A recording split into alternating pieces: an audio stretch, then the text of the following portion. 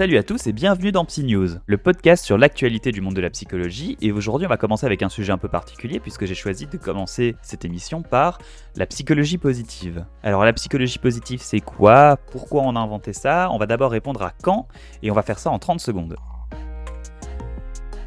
En 1998, le professeur Martin Seligman, chercheur pour l'Université de Pennsylvanie, présente pour la première fois son idée de la psychologie positive au congrès annuel de l'Association américaine de psychologie, dont il a d'ailleurs été président.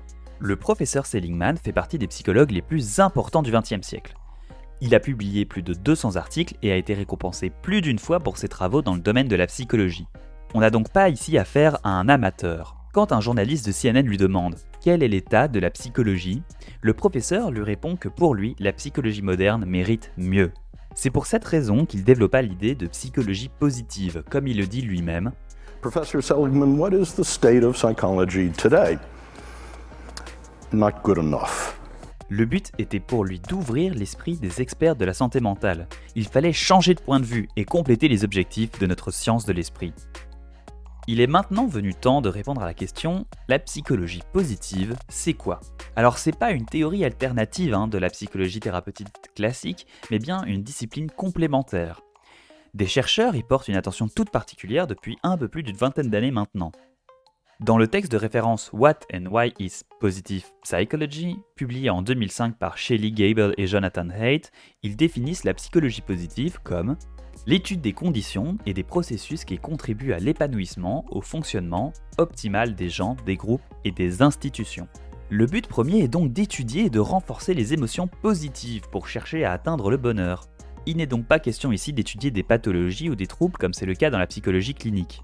Il ne faut pas pour autant séparer les deux disciplines, elles sont toutes les deux les côtés d'une même pièce.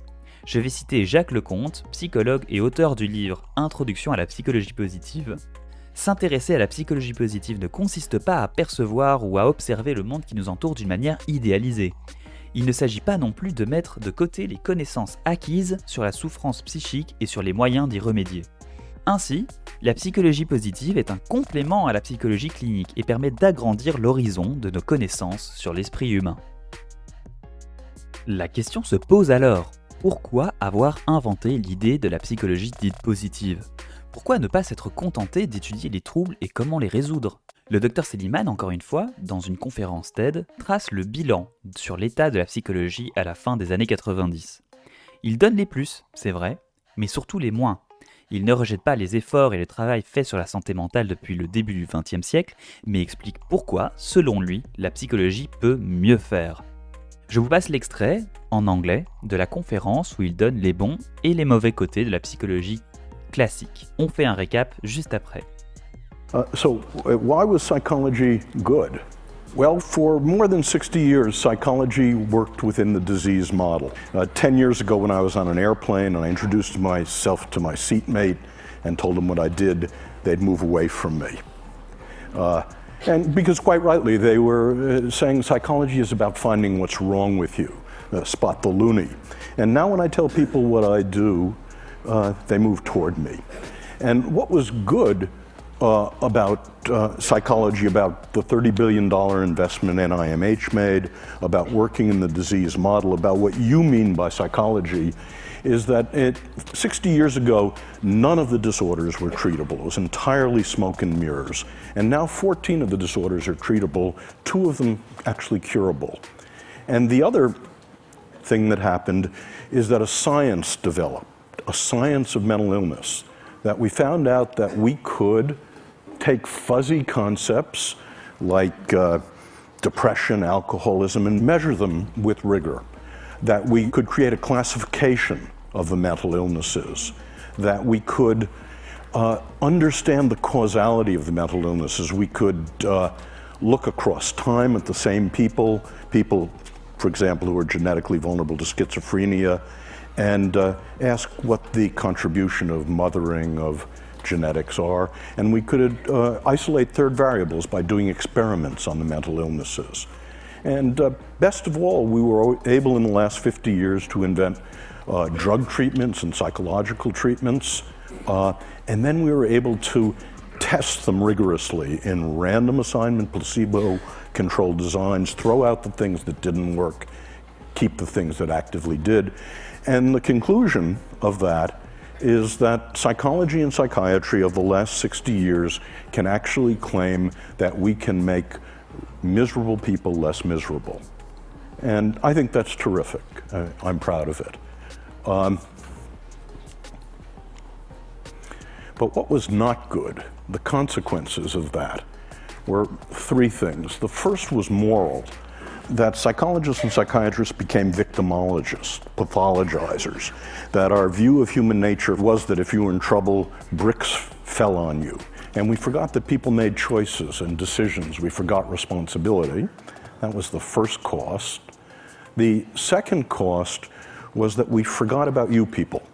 We forgot about improving normal lives. We forgot about a mission to make relatively untroubled people happier, more fulfilled, more productive. And genius, high talent, became a dirty word. No one works on that. And the third problem about the disease model is in our rush to do something about people in trouble, in our rush to do something about repairing damage, it never occurred to us to develop interventions to make people happier, positive interventions. So that was not good. Dans les plus que le Dr Seligman donne à la psychologie à la fin des années 90, il note notamment la progression incroyable de notre science depuis la fin des années 30. À la fin du XXe siècle, on connaissait et on appliquait des thérapies permettant de guérir 14 types de troubles différents. C'est d'ailleurs toujours le cas aujourd'hui. On est capable de transformer des concepts flous comme la dépression ou l'alcoolisme pour en sortir des modèles et les étudier avec une méthode scientifique rigoureuse. On sait classifier les maladies mentales et déterminer leurs origines et les causes des troubles. On a fait le lien avec les neurosciences et la biologie, on est capable de voir la part d'importance de la génétique dans les comportements. Finalement, aujourd'hui, nous sommes capables de rendre les gens malheureux, moins malheureux. Dans les côtés négatifs, par contre, il dit que les psychologues ont tendance à être victimisants. Ils se concentrent sur les pathologies et oublient la part de responsabilité d'un être humain qui prend des décisions et fait des choix. Pour lui, on a oublié les gens normaux, ceux qui sont relativement sains. On n'a pas réfléchi à comment améliorer la vie de ces gens-là. En 100 ans, nous n'avons cherché aucun traitement pour rendre les gens heureux, encore plus heureux. Avec ce bilan, on peut assez facilement se dire que c'est une science égoïste, la psychologie positive. Des chercheurs qui passent des années à étudier et à théoriser des modèles pour rendre des gens déjà heureux encore plus heureux, à quoi ça peut servir ? Je vous passe un extrait du Dr Seligman qui parle de son expérience en tant que thérapeute. I thought when I first became a therapist 30 years ago that if I could make someone, if I was good enough to make someone not depressed, not anxious, not angry, that I'd make them happy. And I never found that. I found the best you could ever do was to get to zero, that they were empty. And it turns out the skills of happiness, the skills of the pleasant life, the skills of engagement, the skills of meaning are different from the skills of relieving misery. Qu'en est-il d'aujourd'hui ? Qu'est devenue la psychologie positive en 2021 ? Eh bien, on est capable de mesurer le bonheur des gens. Vous pouvez le faire d'ailleurs, il suffit d'aller sur le site AuthenticHappiness.org, qui est un site de l'Université de Pennsylvanie, et il est possible de réaliser une batterie de tests afin de mesurer à quel point nous sommes heureux et de comparer nos performances avec d'autres personnes en fonction de notre âge, de notre genre, de notre niveau d'études et j'en passe. La psychologie positive est une discipline reconnue et pleinement intégrée dans la science psychologique actuelle. Des traitements dits positifs voient déjà le jour afin de rendre les gens optimistes encore plus optimistes. Tout comme on a créé une classification pour les troubles, on a créé une classification des atouts positifs de l'être humain. On les a définis et compris pour la plupart. On comprend chaque jour un peu plus ce qui fait qu'une personne heureuse est heureuse. Il existe 120 protocoles qui rendent les gens plus heureux. Parmi les 120 protocoles, on a même réutilisé des techniques qui étaient utilisées à l'époque de Bouddha. Les théoriciens de la psychologie positive ont réussi à distinguer les 3 composantes du bonheur. Pour eux, le bonheur est composé de ce qu'ils appellent la vie plaisante, c'est-à-dire une vie au cours de laquelle on ressent un maximum d'émotions positives, d'un engagement, c'est-à-dire une vie où l'on est investi dans ce que l'on aime, son travail, sa famille, son couple, ses hobbies, etc. Et dernièrement, une vie avec plein de gens, une vie sociale où on rencontre, on côtoie et on interagit avec d'autres personnes. Alors tout n'est pas rose dans la psychologie positive, certaines découvertes ne sont pas réjouissantes. On s'est rendu compte notamment au fur et à mesure des expérimentations que ressentir des émotions positives, de les amplifier, de les faire durer dans le temps est quelque chose qui est héréditaire. On estime la part d'hérédité de 50%. Même avec des traitements, on n'augmenterait les capacités émotionnelles positives que de 15 à 20%. Vous allez me dire, c'est déjà ça. Le deuxième problème, c'est qu'on s'habitue aux émotions positives.